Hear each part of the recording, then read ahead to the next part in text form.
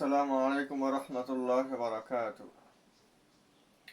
HSC 2026 batch, অর্থাৎ যারা বর্তমানে পরীক্ষা চলমান, যাদের পরীক্ষা বর্তমানে চলতেছে, তোমাদের আজ হচ্ছে 8 তারিখ। আমি রেকর্ড করতেছি আজকে 8 তারিখ।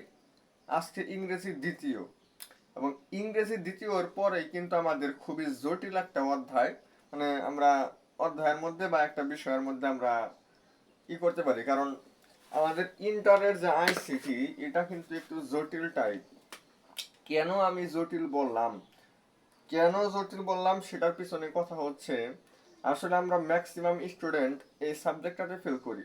যেমন আমরা যখন নবম দশম শ্রেণীতে ছিলাম, তখন কিন্তু আমাদের সময় দেখা যাইতো যে হ্যাঁ, নবম দশম শ্রেণীতে আমাদের জেনারেল ম্যাথ নামের একটা বই ছিল, এবং ওই বইটাতে কিন্তু বিশেষ করে সায়েন্সের পোলাপান ফেল করুক বা না করুক, কমার্স এবং আর্টস, সায়েন্সের পোলাপান তো আবার একটু অঙ্ক ভালোই পারে, কমার্স এবং আর্টসের যে পোলাপান গুলা ছিল, ওরা কিন্তু আসলে ম্যাক্সিমাম অনেক স্টুডেন্ট হচ্ছে এই এসএসসি তে অথবা দাখিলে এই গণিত সাবজেক্টে ফেল করতো।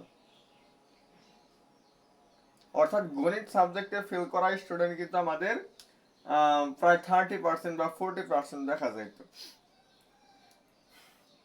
আমাদের ইন্টারের লাইফে এসে এই ইন্টারমিডিয়েট পরীক্ষায় সায়েন্সের সাবজেক্ট গুলা সবাই পড়ে, এমনও দেখা গেছে শুধুমাত্র সায়েন্সের থেকেও বেশ কিছু স্টুডেন্ট ফেল গেছে এই আমাদের আইসিটি বিষয়ে, এবং কমার্স এবং আর্টসের অনেক স্টুডেন্ট আসলে এই সাবজেক্টটার মধ্যে ফেল যায়।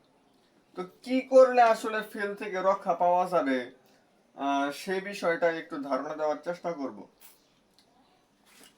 তো প্রথমে আসি মার্কস ডিস্ট্রিবিউশন, অর্থাৎ মান বন্টন থেকে। আমাদের এই মান বন্টনটা আগে একটু আলোচনা করি। আমাদের প্রথম দিবে হচ্ছে এমসিকিউ, ওই মার্কশিটে দিতে হবে 25 মার্ক, মানে 25টা এমসিকিউ, এক করে নাম্বার, এই হচ্ছে আমাদের 25 মার্কস। এরপর আমাদের সিকিউ 5 আউট অফ 8, এটা হচ্ছে আউট অফ 25, অর্থাৎ 25টার মধ্যে 25টা অ্যান্সার করতে হবে, আর এখানে 8টার মধ্যে 5টা অ্যান্সার করতে হবে। এই 5টার মধ্যে আমার হচ্ছে টোটাল 50 মার্কস, এখানে হচ্ছে 25 মার্কস, এই হয় আমাদের 75। আরো আমি যদি 75 এখানে অ্যাড করতে পারি, তাহলেই আমাদের 100 হবে। এই 25 হচ্ছে আমাদের প্র্যাকটিক্যাল পরীক্ষা, যেটা আমাদের পরীক্ষার হলে আমাদের নেপচুন সিরিজ বা বিভিন্ন ধরনের গাইড থেকে আমরা সরাসরি কিন্তু এটা দেখে দেখে অ্যান্সার করব। তো সেই 25 হচ্ছে আমাদের প্র্যাকটিক্যাল, আর এই 50 হচ্ছে আমাদের সৃজনশীল, 5টা দিতে হবে সর্বমোট, আর এখানে এমসিকিউ হচ্ছে এই 25টার মধ্যে 25টা অ্যান্সার করতে হবে, এক করে নাম্বার। তো এই হচ্ছে মানবন্টন। এবং আমাদের সিলেবাস যেটা বলছে, সিলেবাস হচ্ছে আমাদের সর্বমোট 6টা অধ্যায় আছে, 1 থেকে 6। এই 6টা অধ্যায় কিন্তু আমাদের আছে। এই 6টা অধ্যায় যদি আমি পড়তে পারি, তাহলেই আমার কভার হয়ে যাবে। অর্থাৎ যে স্টুডেন্ট এই সবগুলো অধ্যায় পড়ছে, ওর আর কোনো চিন্তা নাই, ও সবগুলো যেহেতু পড়ছে মোটামুটি, ওর সুন্দর একটা আইডিয়া কিন্তু আছে। তো যারা একটু দুর্বল বা একটু কম পড়ে, যারা আসলে মানে পাস করার ইচ্ছা, অন্তত পক্ষে আগে পাস তো করতে হবে। আচ্ছা, আমরা এতটুকু জানি যে আমাদের প্রত্যেকটা বিষয়ে হচ্ছে আলাদা আলাদা করে পাস করতে হবে, অর্থাৎ আমাদের এমসিকিউতে আলাদা পাস করতে হবে, রিটেনে আলাদা পাস করতে হবে। এই 25টার মধ্যে আমার 25-এর মধ্যে আমার 8 পাইতেই হবে, আর 50-এর মধ্যে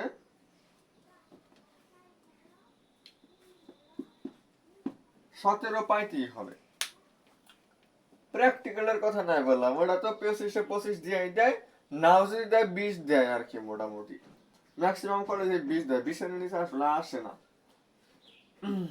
তো 25-এর মধ্যে 8 পাইতে হবে, অর্থাৎ আমি 25টার মধ্যে যদি 8টা এমসিকিউ যদি আমি পাই, পরীক্ষার হলে যদি আমার 8টা এমসিকিউ কমন পড়ে, ওই 8টা কারেক্ট করে আসার কারণে আমার এমসিকিউতে পাস হয়ে যাবে।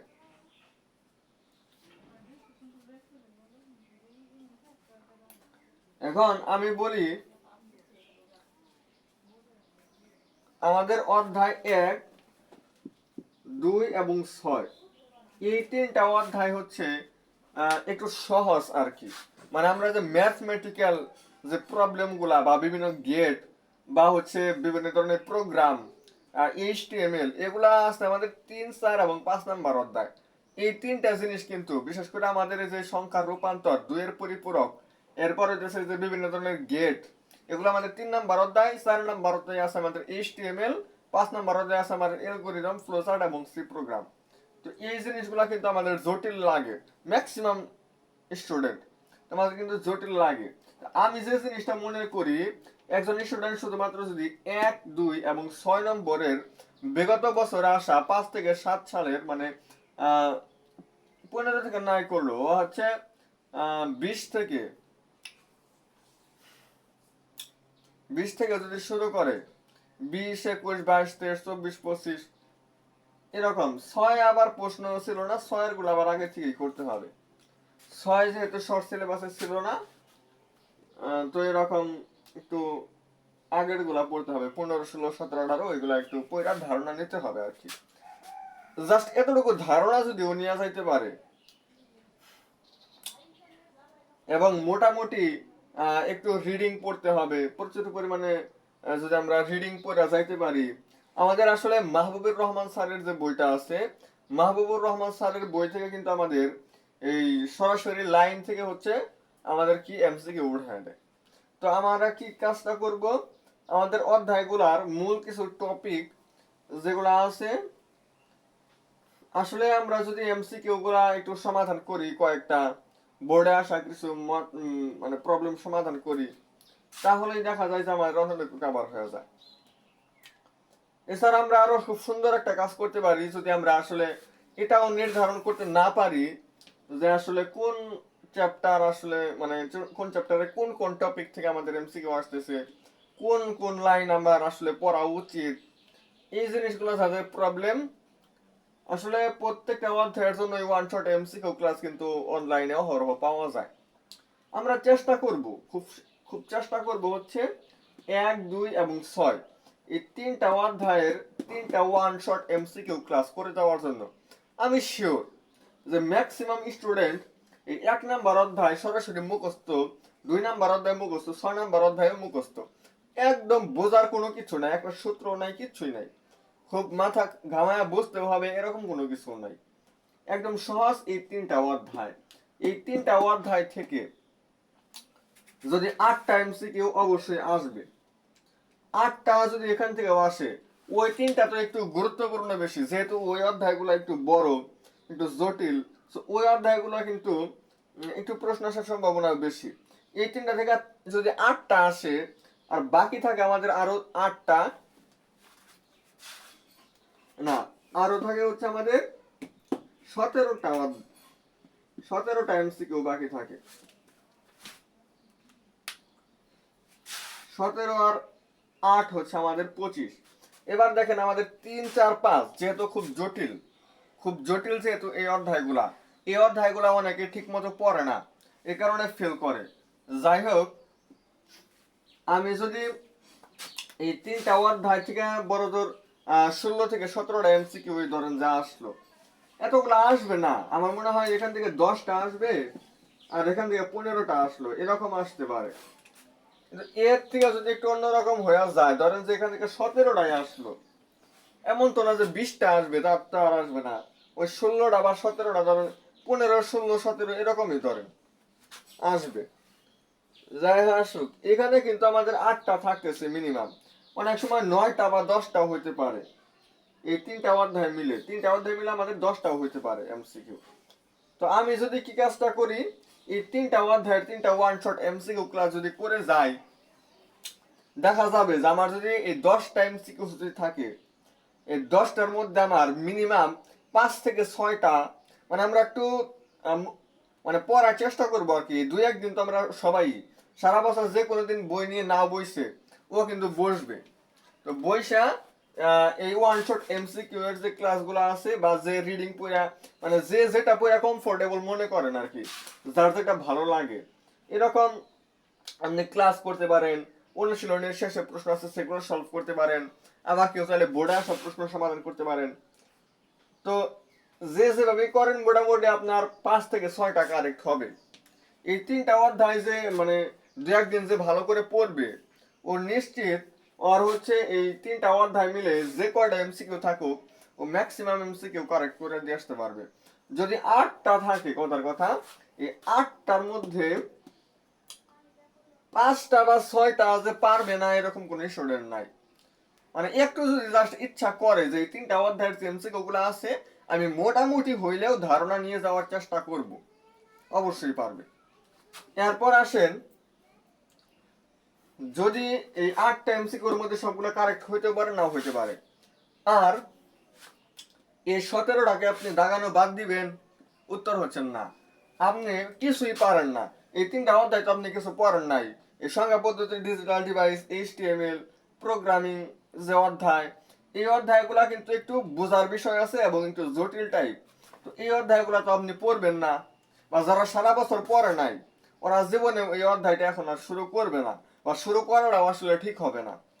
তো কি কাজ করা যায়, এই 17টা এমসিকিউ আমি খুব সুন্দর একটা টেকনিক শেখাই দিই।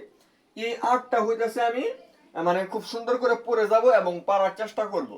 আর হচ্ছে এই 17টা আমার মনে হইতে পারে যে 17টার মধ্যে আমার এই যে এটার ছোট গ হবে, তাহলে এটার ছোট কথা গাইলাম, এটার মনে হয় বড় গ হইতে পারে, তাহলে বড় কথা গাইলাম। এটা করা যাবে না। আমি এই 17টার মধ্যেই এই 17টা এমসিকিউ যে আমার থাকবে 3, 4 এবং 5 নাম্বার মিলে আমি সবগুলোর ক দাগাবো। না হয় সবগুলারই খ দাগায় আসবো, না হয় সবগুলার ছোট গ, না হয় সবগুলোর বড় গ।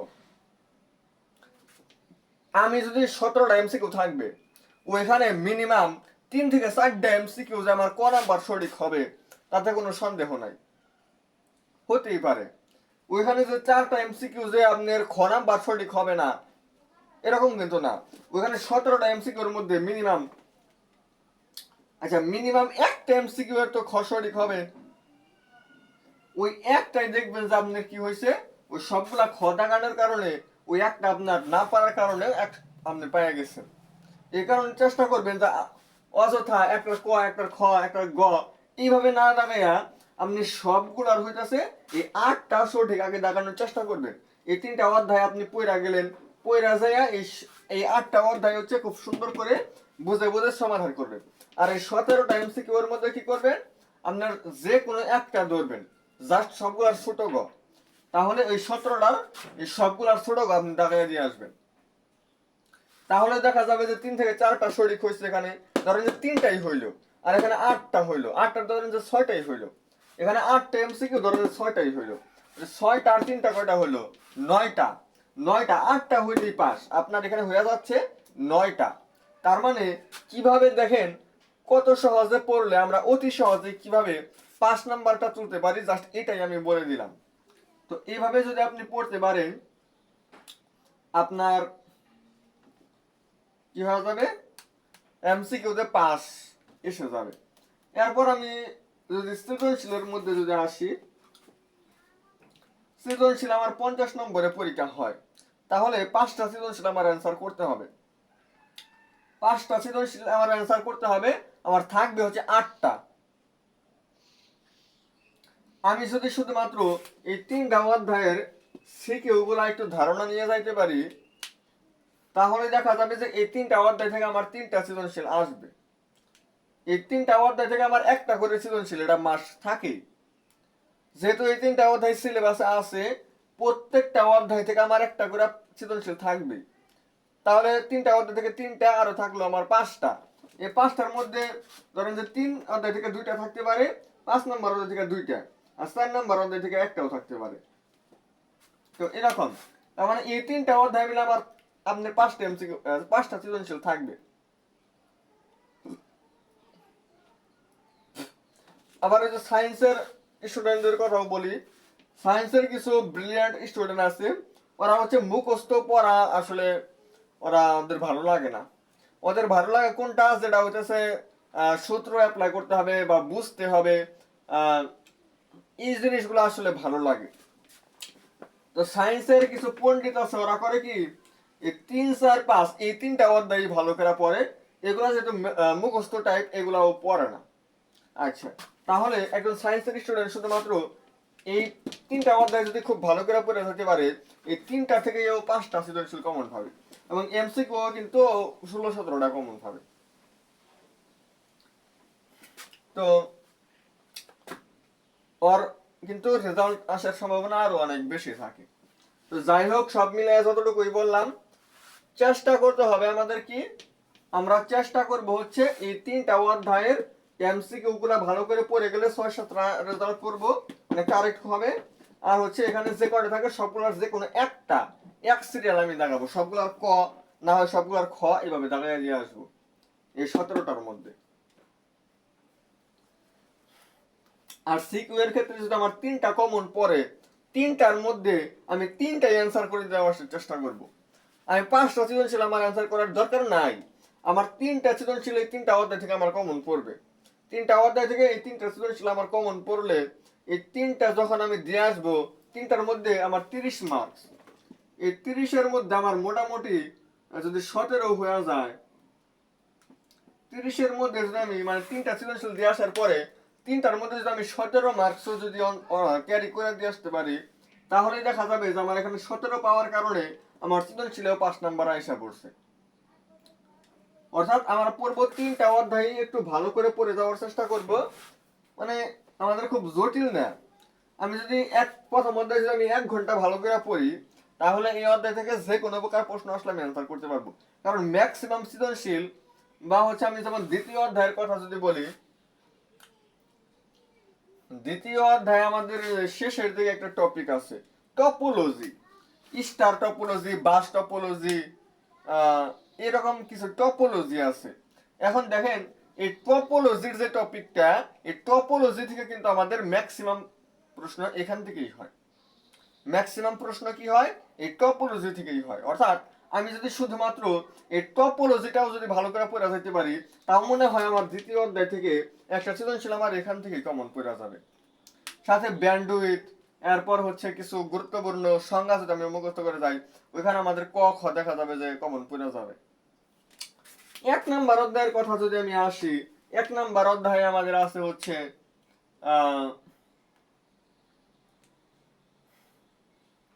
এই যে কি বলে এটা, কি জানো, একটা টপিক আছে আমাদের,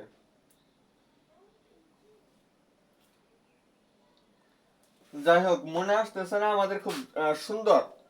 আপনারা অবশ্যই রিসার্চ করলেই পাবেন। 2 থেকে 3টা টপিক আমাদের পাবেন।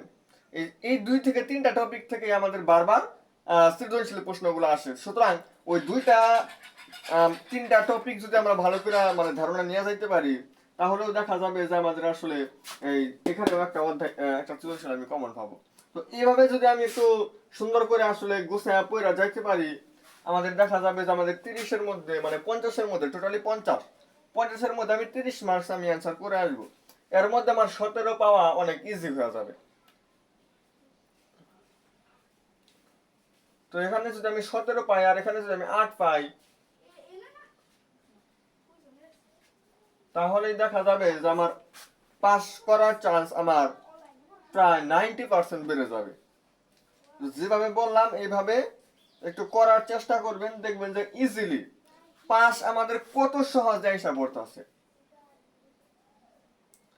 আইসিডিতে পাস করা কিন্তু আসলে কঠিন না। একটু ধারাবাহিকভাবে একটু মানে গোছালো ভাবে যদি আমরা প্রিপারেশন নিয়ে যাইতে পারি, আমাদের পাস করার চান্স অনেকটুকু বেড়ে যাবে। বিগত বছরগুলোতে আমাদের অনেক স্টুডেন্ট এই আইসিডিতে ফেল গেছে। তো আইসিটি নিয়ে ভিডিওটা আমি রেকর্ড করলাম।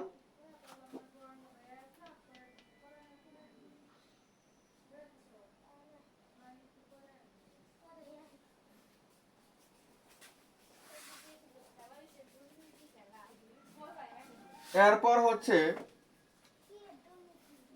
এই ক এবং খর জন্য কিছু গুরুত্বপূর্ণ প্রশ্ন আমি টেলিগ্রাম চ্যানেলেও দিয়ে দিব। মানে ক খ গ ঘ, যে বললাম না যে কিছু টপিক মনে আসতেছে না, কোন কোন টপিক থেকে প্রশ্ন আসে বা কোন কোন জ্ঞানমূলক আসলে পরীক্ষায় আসতে পারে, ওই রকম কিছু ধারণা আমি কি করব, ওই টেলিগ্রাম চ্যানেলে দিয়ে দিব। তো টেলিগ্রামে যারা হচ্ছে অ্যাড হবা, টেলিগ্রামে অ্যাড হলে ওইখানে পেয়ে যাবে। তো ভিডিওটি আর দীর্ঘ করতে চাই না, আজকের ভিডিওটি এ পর্যন্ত থাকবে। সবাই ভালো থাকবেন। আসসালামু আলাইকুম ওয়া রাহমাতুল্লাহি ওয়া বারাকাতুহু।